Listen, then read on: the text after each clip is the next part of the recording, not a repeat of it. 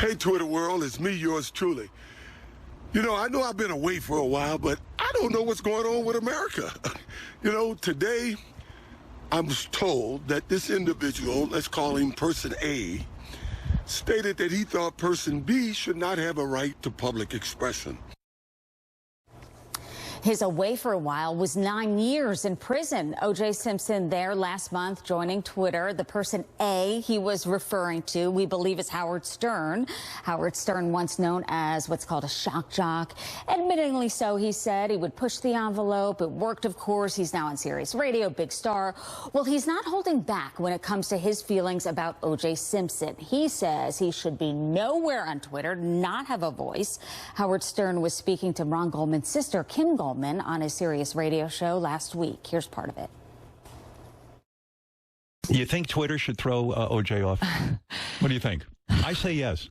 What do you say? Why do you say Why do yes? I say yes? Because what would be the grounds, Howard? You'd have to have. I don't need grounds. I own Twitter. See, if I own Twitter, a lot of people would be thrown off. Yeah. I just think just to save you the grief of seeing him out there. O.J., as you know, was acquitted of killing his ex-wife, Nicole Brown Simpson, and Ron Goldman in 1995. He also served more than 9 years in prison in Las Vegas on a robbery and kidnapping conviction. Defense attorney Parag Shah is here to weigh in on this. Good to see you. Good to see you. So Howard Stern did say, as we just heard part of that in jest, I know I can't keep him off Twitter. But what are the rules and regulations into who can be on that? Because of O.J.'s past, that's not something that could keep him off. But it's his actions on the social media site. Right. So Twitter has a number of rules and policies that says, look, if you're doing threatening or harassing things on Twitter or a whole host of different things on there, then we can ban you. And there's nothing wrong with that. They can ban anybody that they want to ban that violates their policies. And as much as you want to sue or get someone off of there, you can't make a private company ban a customer. That's like me going to HLN and saying, Susan, I don't want you to have one of these guests on there.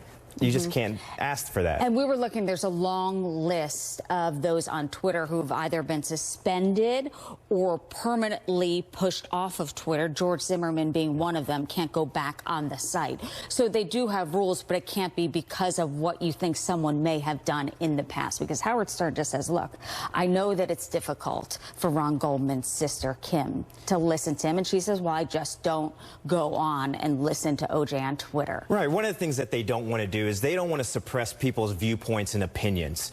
And there have been laws that have been tried to be passed.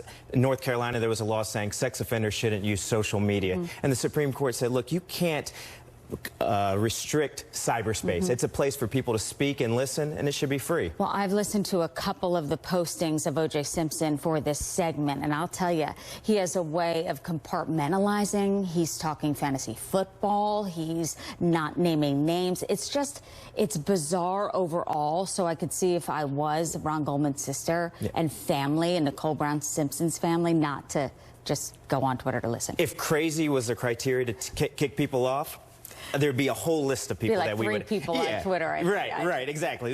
Twitter wouldn't even exist. A lot of vitriol on there these days. Parag, thank you. Thank you. Always a pleasure.